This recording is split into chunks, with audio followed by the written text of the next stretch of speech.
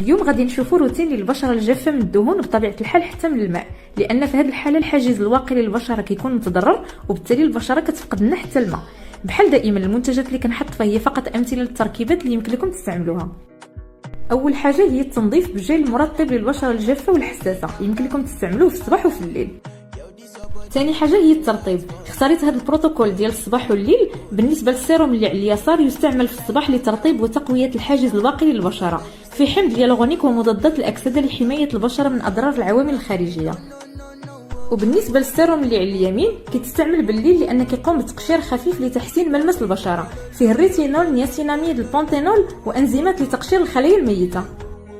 ويمكن استعمال كريم مرطب من بعد السيروم في حاله بشره جد جافه. هذا الكريم غني بحمض هيالورونيك، الفيتامين او وزيت الجوجوبا، يمكن استعماله في الصباح وفي الليل.